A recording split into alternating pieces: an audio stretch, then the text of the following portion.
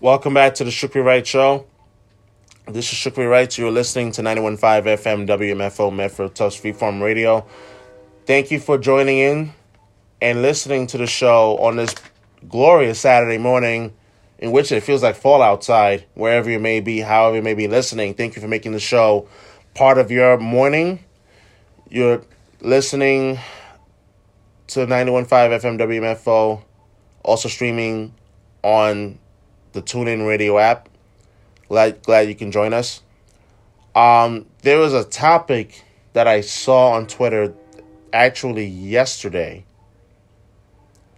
that actually got me thinking. As we're talking Boston Bruins for this segment for the next 15 to 17 minutes or so. And it was a topic that was painful, yet made for a really good conversation. And the topic of discussion was this: which Stanley Cup Finals loss was worse for the Bruins? Was it 2013, when they lost to the Chicago Blackhawks? Or was it 2019, just a couple of months ago, to the St. Louis Blues? So feel free to call in at 855-915-WMFO. That's 855-915-9636. Bruins fans, feel free to call in. And anyone else, feel free to call in as well. Now, I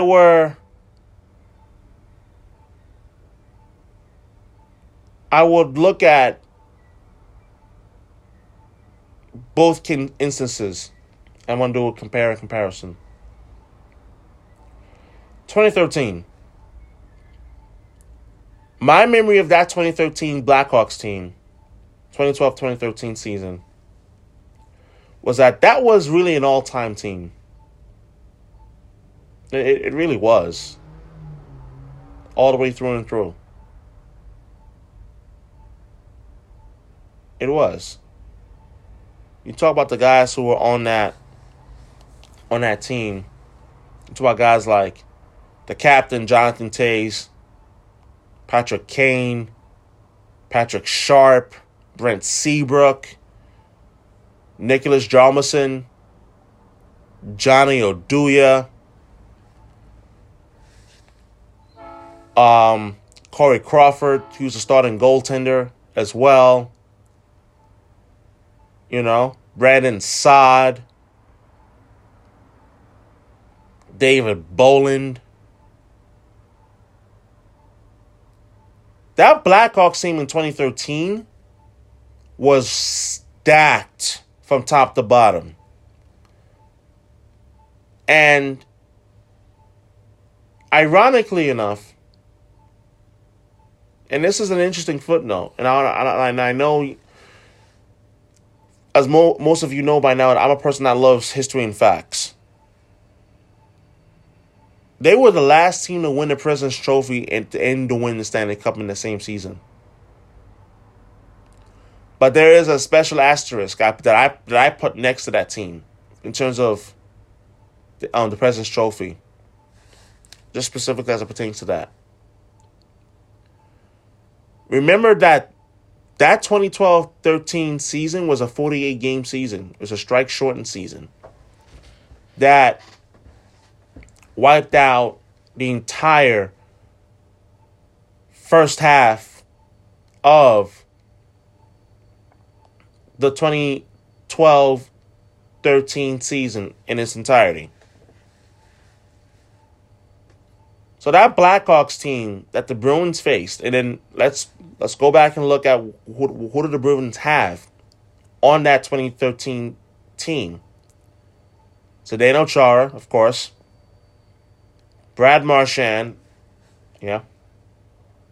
Shukri Wrights, at this point, this was the year that he finally got his starting job back from Tim Thomas as he departed from the Bruins after the 2011-2012 season.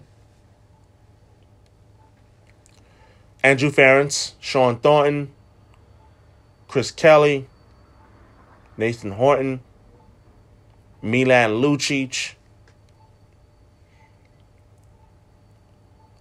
and you talk about that Stanley Cup final.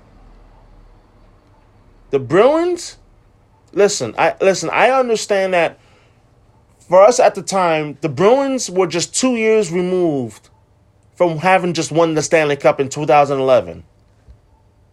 They were just 2 years removed from that. And then to get back for a second time in 3 years, going up against Chicago, in which that at the time they were truly, and I mean truly, at the peak of their prominence and dominance in the NHL. Because at the time for them, they were 3 years removed from having won the Stanley Cup in 2010. But with almost an entirely different cast altogether. Guys like, Troy Brouwer and Dustin Byfuglien, who are on that team. Don't forget Blake Wheeler, who was also on that team as well in 2010 when the Hawks won it, beating the Philadelphia Flyers. So that 2013 team was just loaded talent-wise, but you can make a legitimate case that team had 3 Hall of Fame players, position players, not even talking about the goalie, but 3 Hall of Fame caliber players on that team. And Jonathan Toews, Patrick Kane, and dare I say Duncan Keith, in my honest opinion. Now, let's fast forward to 2019. The St. Louis Blues. This was a team that on January 3rd of this year were in dead last place in the National Hockey League. They were 31 out of 31 teams in the NHL standings. They were in last place. At this point, the Blues had made the change. They made the change at the head coach position. They fired Mike Yeo and decided they were going to hire Craig Berube. And interestingly enough, when you look at the roster of this 2018-19 St. Louis Blues team, number one, the one thing that stands out is the fact that you had a rookie goaltender in Jordan Binnington who took over for Jake Allen, who was the starting goaltender beforehand. And then you look at the talent on the roster. You have Patrick Maroon. You got the all-world sniper Vladimir Tarasenko. You had other guys on the team such as Blyce. You also had Colton Parayko. You also had other guys like Oscar Sundqvist, for example, who were also on that team, just to name a few. Now, for the Boston Bruins, in case if you need a refresher, I'm still going to give it to you anyway. Well, who was on the team from this past season? Still Zdeno Chara, Bergeron, Krejci, Marchand, Rask, starting goaltender. And then you had Marcus Johansson, who has since left and signed a free agent deal with the Buffalo Sabres. Noel Acciari, A huge part of that fourth line was now with the Florida Panthers. And also, not to mention that the third line at times was also your best line at times during this playoff run for the Bruins.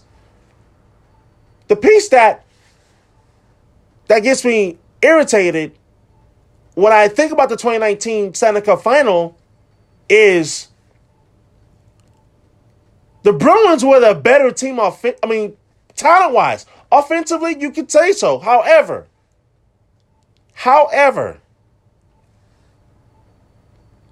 there's a very important element to this as to when we talk about what Stanley Cup Final loss was more painful between the 2013 or the 2019 Stanley Cup Finals. Without question, 2019. And it's not because of recency bias. Not even. And this is where I get to the heart of the matter. In my eyes, and I'm sure all Bruins fans can agree to this, you can feel free to call in at 855-915-WMFO, 855-915-9636.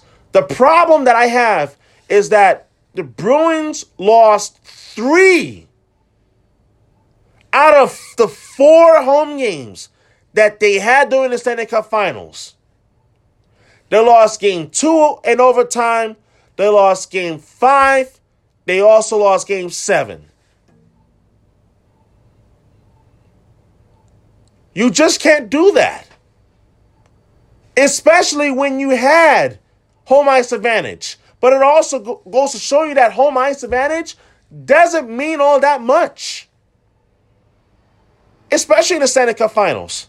It doesn't. Because if I'm going to play devil's advocate for a moment, that is 2011. And I know I'm comparing apples to oranges in this case, but hear me out. 2011, the Bruins didn't have home ice advantage. However, for every game from games 1 through 6, the home team won. Game 1 and 2, Vancouver won on home ice. Games 3 and 4, in Boston, the Bruins won on home ice. Game 5, in Vancouver, Vancouver won on their home ice. Game 6, in Boston, the Bruins won on their home ice. But Game 7, as we all remember, home ice didn't mean anything, as the Bruins won Game 7 in Vancouver. But 2019, you had 4 home games as the series went the distance. And I genuinely can't believe, even 2 months later, you had opportunities and opportunities and opportunities to score. And yes, there were some controversial calls, none more bigger than in Game 5 of the non-tripping call that should have been called against Noel Acciari. No question. That was Game 5 when they lost 2-1. I get that. However, the issue in all of this is you go back to 2013 now. The Bruins split the first 2 games in Chicago. They lost Game 1. They won Game 2 in overtime. You won Game 3 at home. And then you lose Game 4. So you split the first 4 games. Game 5 was in Chicago. And I remember correctly, the Bruins had a chance to win that game but lost. Now, Game 6, and I still haven't forgotten the 2 goals in 17 seconds, which still is burned in my memory. As I still remember the absolute shock because I hate that I have to do this. We were up 2-1, heading late into the 3rd period of Game 6. We were up 2-1. And at that point, and if I'm being honest, I really believed that we were going to go to Game 7 in Chicago. There was no question. But then yet again, as we all know, 2 goals in 17 seconds. Scored by Chicago. Blackhawks win the Stanley Cup. But this loss in 2019 was by far more painful. By far. Because the Blues literally and practically figuratively bludgeoned the Bruins through the ice. They were so hurt. And injuries is not an excuse, but remembering the postgame and as well as the exit interviews that the Bruins did after the Stanley Cup Finals, they were so injured that it was absolutely amazing how this team was still able somehow, some way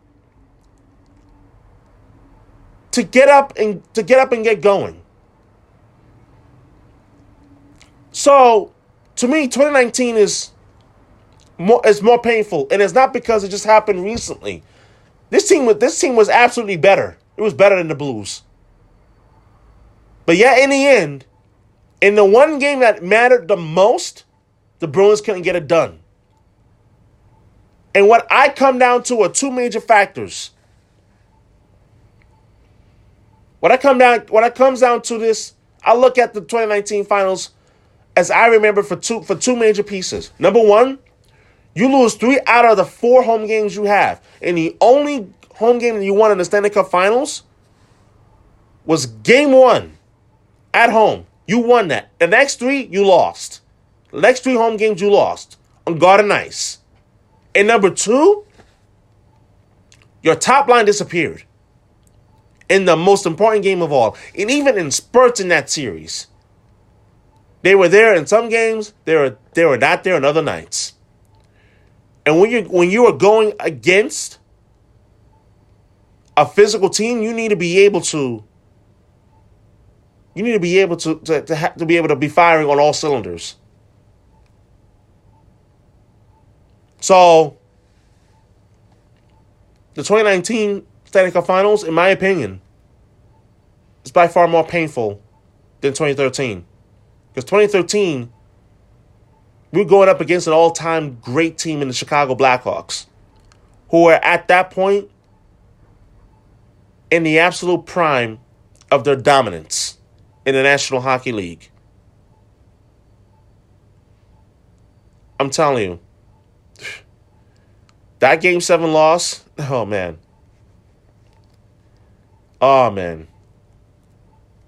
It still gets me angry to this day. Still does. Coming up next, we're going to talk a little Red Sox. As the big news as it pertains to Chris Sale broke this week, and I want to share my thoughts with you guys on that. And also, as a reminder, we have 3 guests coming up on this show live this morning. Tom Keegan, 7:40 a.m. in about 20 minutes. We'll be on the show. You definitely are not going to want to miss that. 8 o'clock, Charlie Riker will join at 8 a.m. 8:30, Robert Cobb of Intake Magazine will join as well. That and much more, plus your phone calls covered up next on the Shukri Wrights Show on 91.5 FM WMFO Medford Tusk Freeform Radio. 91.5 WMFO Medford.